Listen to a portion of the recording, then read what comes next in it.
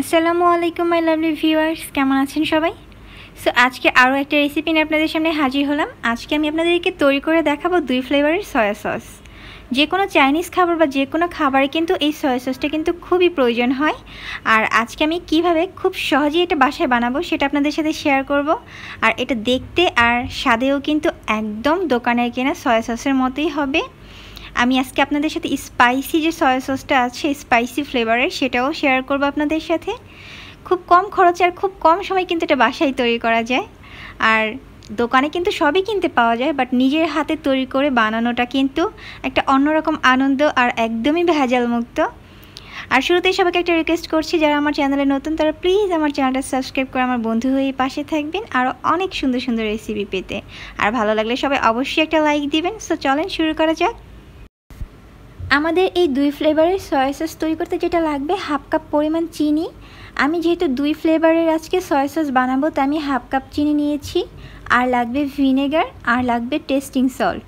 Testing সল্টটা যে কোনো মুদি দোকান বা সুপার শপে কিন্তু আপনি পেয়ে যাবেন। আর এটা প্রাইস খুবই কম, মাত্র এই যে 35 টাকা দিয়ে কিন্তু এটা পেয়ে যাবেন। টেস্টিং সল্টটা কিন্তু দিলে এটার টেস্টটা আরও ভালো আসে। সো ট্রাই করবেন টেস্টিং সল্টটা ইউজ করার জন্যে।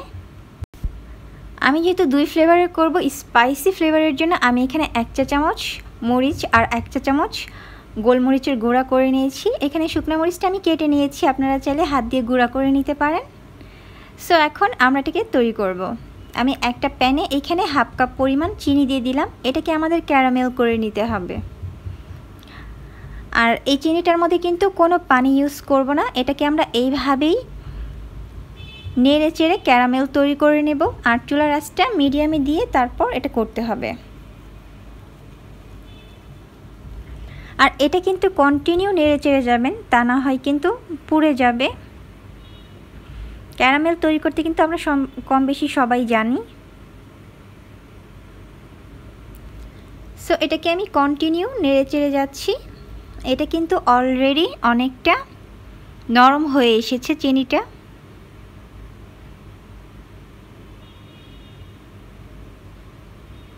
সো এটা কিন্তু আমাদের আস্তে আস্তে এখন কালার চেঞ্জ হওয়া শুরু হয়েছে।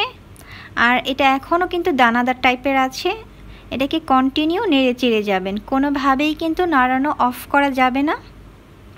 আর এটা কালারটা যতক্ষণ পর্যন্ত একটু গাঢ় না হয়ে আসছে ততক্ষণ পর্যন্ত এটাকে আমাদের নাড়াচাড়া করে রান্না করে যেতে হবে। যেহেতু সয়া সসের কালারটা কিন্তু একটু কালো টাইপের হয়, সো আমাদের ওই রকম একটা কালার করতে হবে, বাট আবার বেশি পুড়ে ফেলবেন না বেশি কালার করতে যেয়ে।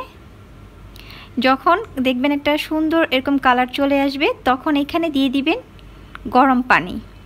এইখানে আমি হালকা কুসুম গরম পানি দিয়ে দিব 2 কাপ পরিমাণ। আর এই কাজটা একটু সাবধানে করবেন, যেহেতু ক্যারামেলটা গরম থাকে, সো পানি দেওয়ার সময় কিন্তু এটা অনেকটা ছিটে যায়। সো একটু সাবধানে করবেন।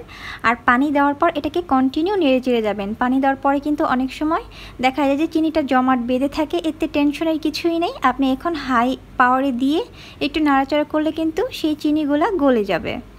আর এখন কিন্তু দেখতেই পাচ্ছেন এটার কালার কতটা সুন্দর হয়েছে। আর এই যে দেখতে পাচ্ছেন এখনও কিন্তু ক্যারামেলের সেই চিনির জমাটটা এখনও পুরোপুরি গলেনি। এটাকে এখন পুরোপুরি গলিয়ে নিতে হবে। সেই চিনি যে জমাট বাঁধাগুলো চিনিগুলো দেখা যাচ্ছে সেগুলো। এখন এইখান থেকে আমি অর্ধেক ক্যারামেল উঠিয়ে রাখছি, যেহেতু আমি 2 ফ্লেভারের বানাবো তাই আমি এখানে অর্ধেক উঠিয়ে রাখলাম। এখন এখানে 1 চা চামচ টেস্টিং সল্ট, 1 চা চামচ ভিনেগার দিয়ে দিলাম। আর এখানে আমি এখন সেই যে গোলমরিচের গুঁড়া আর মরিচের গুঁড়া করে রেখেছিলাম সেটা এখন এইখানে দিয়ে দিব, যেহেতু এটা স্পাইসি ফ্লেভারের। আর মরিচটা কিন্তু আমি এটা ভাজা দিয়ে নিইনি, কাঁচা যে শুকনো মরিচটা ছিল সেটাই আমি এটাকে কুচি কুচি করে কেটে নিয়েছি। এখন এটাকে একটু সময় নেড়ে চেড়ে নামিয়ে নেব। জাস্ট 1 মিনিটের মতো এটাকে একটু আরেকটু নাড়াচাড়া করলেই কিন্তু হয়ে যাবে। আর আমি এখানে লবণ দিতে ভুলে গিয়েছিলাম, তাই আমি এখানে লাস্টে স্বাদ মতো লবণ দিয়ে নিলাম। যেহেতু ফার্স্টে আমরা টেস্টিং সল্ট দিয়েছিলাম, সো একটু বুঝে শুনে লবণটা দিবেন স্বাদ মতো। 1/4 চা চামচের মতো আমি এইখানে লবণটা দিয়েছি। এখন এটাকে 1 মিনিটের মতো আমি আবার একটু নাড়াচাড়া করে তারপর এটাকে আমরা এখন নামিয়ে নেব। আর এই স্পাইসি ফ্লেভারের সয়া সসটা, এটার যে টেস্টটা এত ভালো লাগে আর এটার এত সুন্দর একটা ঘ্রাণ আসে, এটা আপনি বানালেই বুঝতে পারবেন। সো এটাকে এখন আমরা ঢেলে নেব। এখন আমরা নর্মাল ফ্লেভারের যে সয়া সসটা সেটা বানিয়ে নেব। সেই যে অর্ধেক উঠিয়ে রেখেছিলাম সেই অর্ধেক দিয়ে দিলাম। আর এইখানে এখন 1 চা চামচ ভিনেগার দিয়ে দিব। একইভাবে করতে হবে, জাস্ট এইটার মধ্যে আমরা কোনো মরিচ অ্যাড করব না, এই আর কি। আর এখানে 1 চা চামচ টেস্টিং সল্ট দিয়ে দিলাম আর স্বাদমতো লবণ, খুবই অল্প পরিমাণে। এখন এটাকে নেড়েচেড়ে নামিয়ে নেব।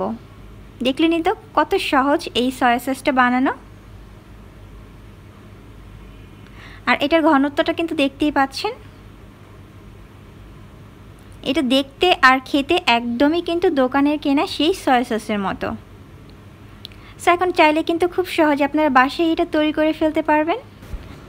আর এই সয়া সসটা কিন্তু আপনি ঠান্ডা হলে ফ্রিজে রেখে 2 সপ্তাহের মতো এটা ইউজ করতে পারবেন। আর যেটা স্পাইসি ফ্লেভারের সয়া সস, এটা কিন্তু আপনি চাইলে ছেঁকে নিতে পারেন বা আমার মতো এমনিতেই মরিচ সহ এটা রেখে দিতে পারেন, এমনিতেও ভালো লাগে। আর খুব সহজেই তো কিন্তু এটা বাসায় বানিয়ে ফেলা যায়। যারা ভেজালের ভয়ে হোমমেড খাবারটা বেশি পছন্দ করেন, আশা করি তাদের এই রেসিপিটা খুবই ভালো লাগবে। সো আজকে এই পর্যন্তই। ভালো লাগলে অবশ্যই একটা লাইক দিবেন আর কমেন্টস করে আমাকে জানাবেন। সবাই ভালো থাকবেন, সুস্থ থাকবেন। সবার জন্য রইল অনেক অনেক দোয়া আর অনেক ভালোবাসা। আল্লাহ হাফেজ।